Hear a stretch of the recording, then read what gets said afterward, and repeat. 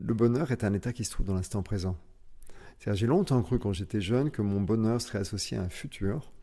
Pourquoi ? Parce que quand j'étais jeune, j'imaginais un futur prometteur. Je me disais, ben voilà, quand j'aurai fini mes longues études, je pourrais enfin être heureux. Et puis je me suis retrouvé donc à 23 ans, jeune cadre. Et puis le bonheur n'était pas franchement au rendez-vous. Donc là j'avais rejoint enfin mon futur. Et sauf que j'étais pas vraiment heureux. On dit de lui que c'est l'écrivain qui nous veut du bien. Son adage est celui de Victor Hugo dans Les Misérables. Ce n'est rien de mourir, c'est affreux de ne pas vivre. Ses livres sont comme des madeleines de Proust réconfortantes. Il est depuis 2008 l'un des romanciers français les plus lus dans le monde et nous sommes devant sa porte. À l'attendre, à Vannes, c'est Laurent Gounel. Julia. Bonjour Laurent. Bonjour Julia, toujours. Merci. Rien ne le prédestinait à être écrivain. Études dans la finance parce qu'il se dit timide, maladif. Et pourtant ce sont 2 échecs coup sur coup dans sa vie professionnelle toute tracée qui vont lui donner cette nouvelle chance. On se connaît en se frottant à la réalité, en expérimentant des choses, en échouant, en réussissant. Enfin, vous voyez, bon, c'est ça la vie, quoi. Il part aux États-Unis se former aux sciences humaines, à la psychologie, et il va être pendant une 15aine d'années consultant en ce domaine.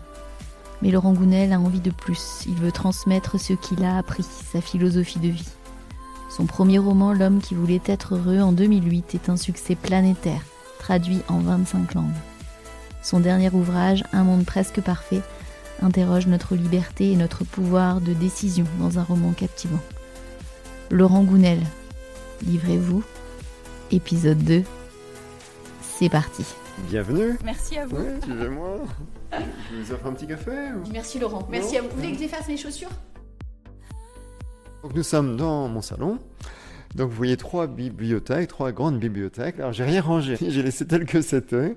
Donc c'est un peu dans le désordre, d'abord parce qu'avec mon épouse on a trop de livres, donc on ne sait plus où les mettre. Donc vous voyez, il y en a même qui sont rangés à l'horizontale par-dessus ceux qui sont à la verticale, il y en a un peu dans tous les En sens. ce moment, là, votre dernier livre, c'est un roman d'anticipation. Je me suis demandé dans votre bibliothèque si on trouvait le meilleur des mondes. Ah oui, tout à fait. Alors, me demandez pas où, par contre, mais alors, surtout que je l'ai en livre de poche, de mémoire. Et vous voyez, les livres de poche sont rangés vers le haut de nos bibliothèques et ils sont rangés sur 2 épaisseurs. Donc ça complique beaucoup les choses quand on veut retrouver un livre. Et d'ailleurs, il nous arrive... Laurent, votre dernier roman s'appelle Un monde presque parfait, un roman d'anticipation. Il y a David, qui fait partie de la société des réguliers, une société confortable, rassurante, hyper connectée, où sa vie est confiée à des algorithmes. Et puis il y a Ève, qui fait partie de la société des exilés, qui refuse ce monde-là. Cette dualité des 2 mondes est selon vous inévitable ? Je ne sais pas si elle est inévitable, en tout cas elle est probable. On peut imaginer en effet qu'à l'avenir, parce que notre société avance en effet vers un monde ultra technologique, hyper connecté, où on va être assisté au quotidien par rapport à nos décisions, par rapport à notre vie, l'organisation de notre vie, par toutes ces machines, ces algorithmes, etc. On peut imaginer qu'à un moment donné, parce que c'est forcément et fatalement associé à une certaine perte de liberté, notamment dans le pouvoir de décision. Donc on peut imaginer qu'il y a une partie de la population qui fasse un peu sécession. On va dire que ça a un peu commencé, mais aujourd'hui c'est des gens un peu bizarres, genre des survivalistes. Mais on peut imaginer à terme qu'il y a vraiment une partie de la population qui se dise nous on n'a pas envie de ça, que finalement on a envie de se reconnecter à notre nature humaine et puis peut-être à la nature tout court d'ailleurs. Tenez, voilà, les Campbell, les Joseph Campbell, ça vraiment sont 2 livres. En fait, je lis très rarement, voire quasiment jamais, un livre plusieurs fois. Mais Joseph Campbell, j'ai lu ses livres à plusieurs reprises, ce qui est pour moi vraiment, vraiment exceptionnel. Donc, Campbell, c'était un grand mythologue américain qui est mort il y a assez longtemps maintenant, et qui a passé sa vie en fait à enseigner les différentes mythologies du monde dans une petite université américaine. Donc c'est un type qui connaît toutes les histoires, j'ai envie de dire, depuis la nuit des temps, et qui en a tiré des sagesses. Donc ces livres sont précieux pour cette raison. Avec l'arrivée de l'intelligence artificielle, en fait, on ne le réalise pas, et je pense que quelque part, il y a une part de déni de la part de chacun de nous, quoi. On ne réalise pas que c'est en train de bouleverser complètement toute la société, et notamment tout le monde du travail. En fait, il y a énormément de postes qui vont disparaître à très court terme. Donc là, je pense que vraiment, on est sur du 4-5 ans. Alors, certains vont juste évoluer. C'est-à-dire, le travail va changer. Donc ça, c'est la vie. De toute façon, hein, le changement est inhérent à la vie. Hein, on le sait bien. Nous-mêmes, on change à chaque instant. On a des cellules dans notre corps qui meurent, qui sont remplacées. Donc ça, c'est pas grave, je dirais. Et au-delà de ça, il y a je pense qu'il y a quand même beaucoup de gens qui, à un moment donné, ne pourront pas retrouver un job, quoi. Et donc, inévitablement, à assez brève échéance, il faudra inventer un revenu universel pour que les gens restent chez eux et puis puissent vivre. Donc, on pourrait dire, c'est pas forcément un problème en soi, ou en tout cas, je dirais, ça l'est pas pour les gens dont le travail est vraiment synonyme de labeur, hein, ce qui est la racine latine d'ailleurs de travail, c'est même la torture, je crois, trivalium. Mais beaucoup de gens, à l'inverse, se réalisent dans leur travail. Même si celui-là n'est pas parfait, parce que dans tout métier, vous avez des corvées, hein, même dans le mien. Mais néanmoins, voilà, les gens ont tendance à se réaliser dans leur travail, voire à s'épanouir. Donc la question sera, si il n'y a plus de travail pour nous, parce qu'on est remplacé par des IA, qu'est-ce qu'on va faire ? Parce que je ne pense pas que ce soit épanouissant de passer nos journées devant Netflix. Donc ça peut être sympa au début, une fois de plus.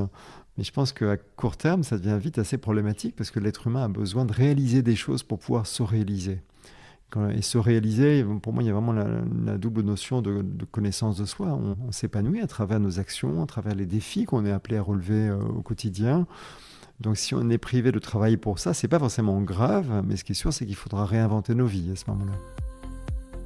J'ai en effet pas mal de livres, notamment des personnes qui m'ont formé à l'université de Santa Cruz en Californie, et puis aussi de ceux que malheureusement j'ai pas connus parce qu'ils ne sont plus de ce monde. Je pense par exemple à Milton Erickson, c'est absolument passionnant. Erickson, c'était un grand psychiatre qui est mort en 1980, qui est le père de l'hypnose ericksonienne, hein, qui porte son nom, quoi. Non, ce qui est fascinant avec Erickson, c'est comment il s'y prenait pour résoudre le problème de ses patients. Il avait tout type de patients, hein. C'est pas que des pathologies, hein. C'est la plupart des patients, c'est des gens comme vous et moi qui avaient des névroses, des petites difficultés ou autres. Et lui, en fait, parvenait à résoudre leurs problèmes en une séance, 1 ou 2 séances maximum, ce qui est juste incroyable dans le monde de la thérapie. Et comment il s'y prenait, Erickson, et là vous allez comprendre pourquoi il m'intéresse tant. Eh bien, Erickson, il leur racontait des histoires. Mais il créait sur mesure des histoires pour que la personne se projette dans l'histoire en question, quoi. Et il trouve une solution à son problème.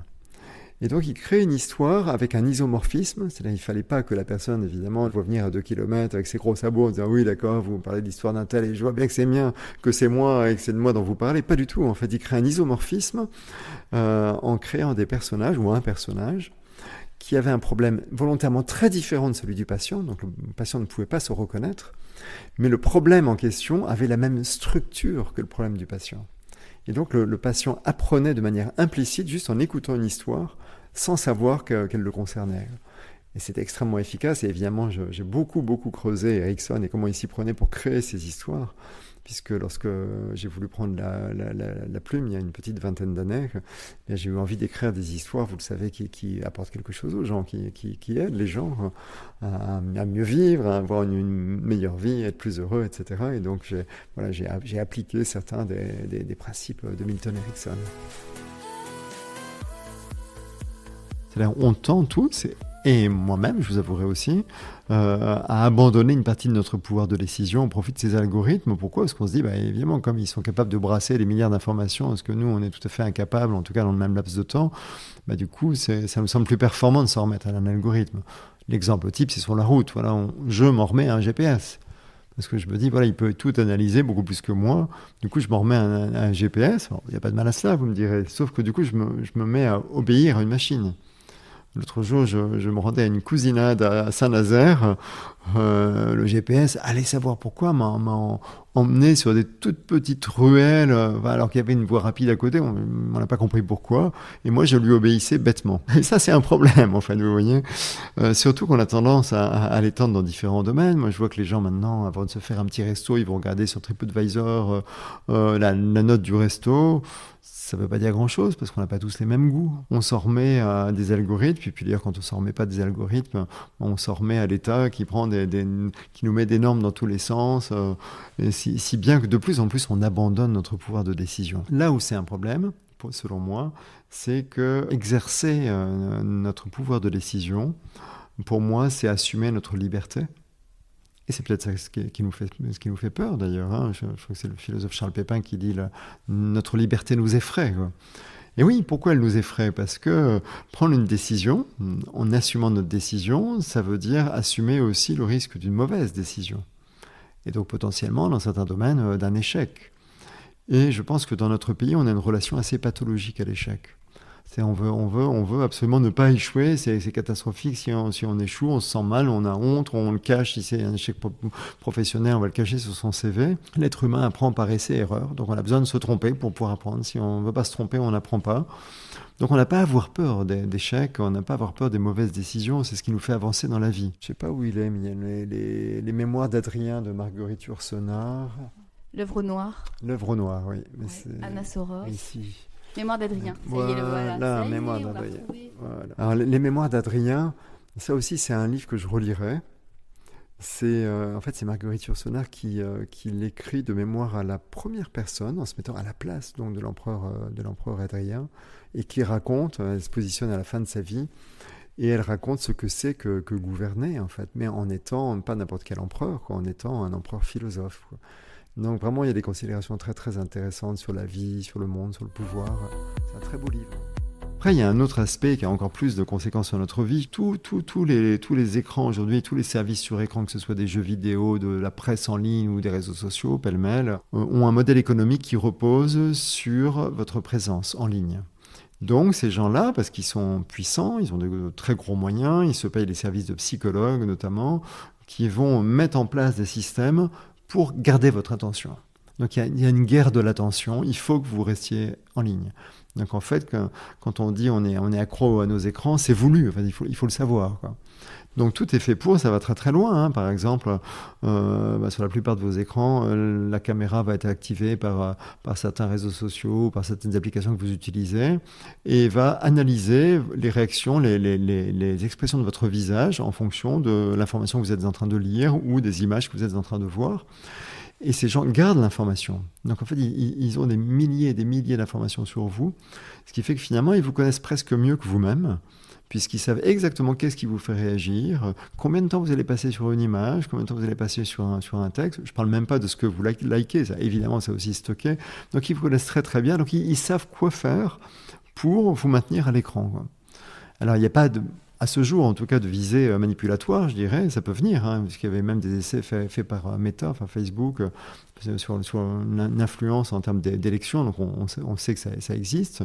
Mais pour l'instant, on n'en est pas là, je dirais pas vraiment là en tout cas. Mais au-delà de ça, le simple fait donc, que ces outils utilisent cette connaissance de nous pour nous maintenir en ligne est problématique pour nous, parce que évidemment la vraie vie, c'est pas derrière un écran, quoi. La vraie vie, c'est ici maintenant, c'est la personne en face de moi, c'est ce que je suis en train de vivre, ce que je suis en train de manger, ce que je suis en train de respirer. C'est ça la vraie vie, quoi. Et ça, le livre s'intitule « Lorsque j'étais quelqu'un d'autre ». C'est un livre très étonnant. Parce que c'est un livre... Bravo.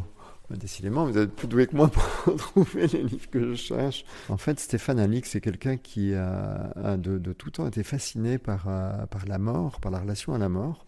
C'est pas hasard s'il est devenu, et pendant des années, un journaliste de guerre. Donc c'est quelqu'un que la mort interpelle. Il a fait toute sa carrière autour de ça, et aujourd'hui, il écrit des livres qui sont assez passionnant sur ce thème, parce qu'il essaie de comprendre qu'est-ce qu'il y a derrière la mort. Il se retrouve en transe, il écrit tout le bouquin donc, dans cet état modifié de conscience, pendant lequel il a eu une hallucination, en fait. Je vous raconte juste le début, hein, je ne vais pas spoiler, promis. Il s'est vu en officier allemand de la Waffen-SS, quoi.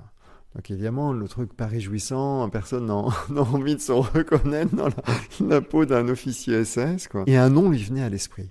Ça a traversé son esprit, quoi. Mais c'était tellement fort, tellement présent qu'il a enquêté et il s'est rendu compte que cet officier a existé.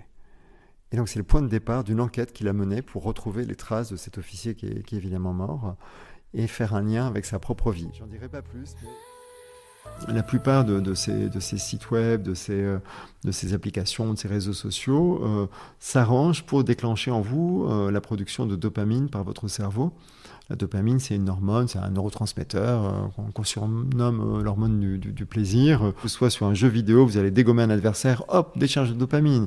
Vous êtes sur votre réseau social, vous publiez une bêtise, vous avez des pouces en l'air, des likes, tout ce que vous voulez, hop, dopamine, etc. Vous aurez plus facilement votre dopamine, donc votre récompense, en consultant n'importe quel écran à la noix, plutôt que de vous investir dans un projet. Voilà, qu'est-ce que je peux vous conseiller d'autre ? Je vois qu'il y a Lettre à Léonie de Victor Hugo, là.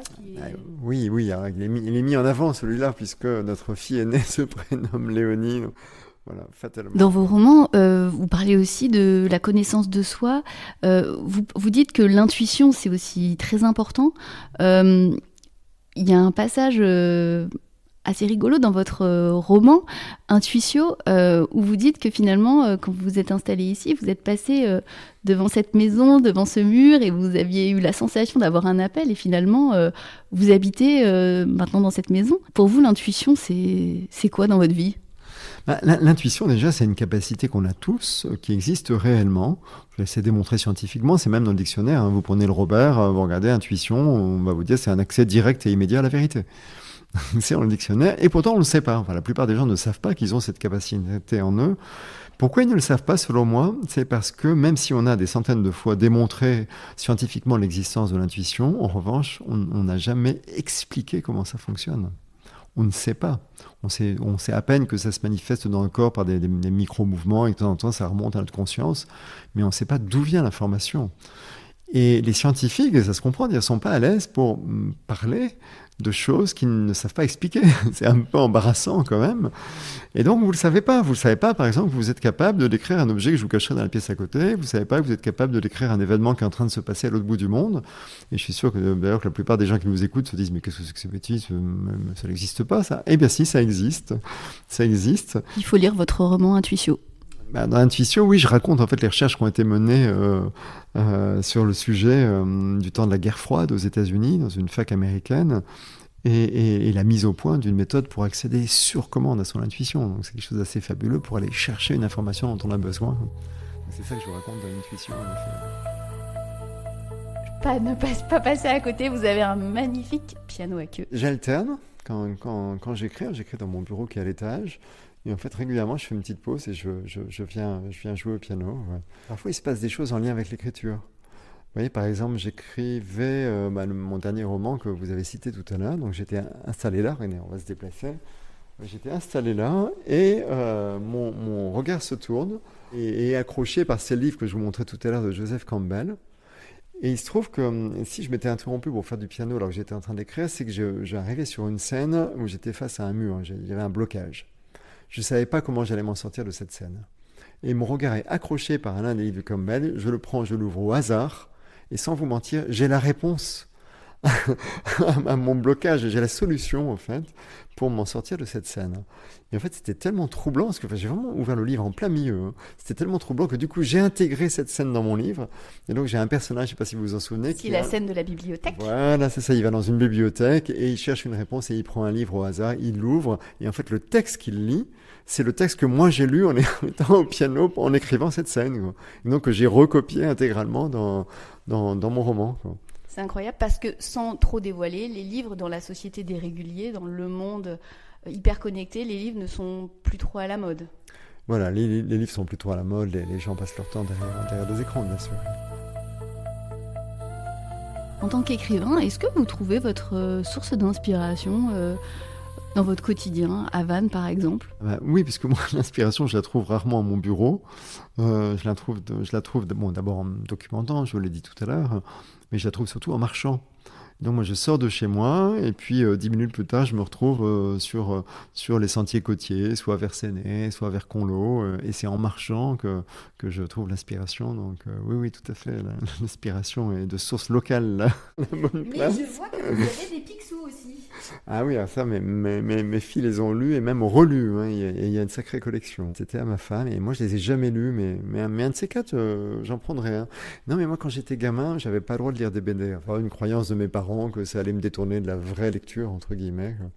Et en fait, il y avait une exception, c'est lorsque j'étais malade. Donc, lorsque j'étais malade, je me plongeais dans les BD. Voilà, c'était un petit moment rare, quoi. Mais bien sûr. Est-ce que vous êtes un homme heureux à Vannes, Laurent Gounel ? Oui, très Non, moi je pense que si on n'est pas heureux à Vannes, ça va être difficile de l'être ailleurs. C'était Laurent Gounel pour Livrez-vous. Prochain épisode mercredi prochain et changement d'ambiance.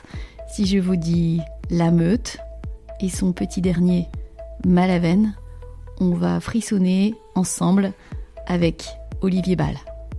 Kenavo.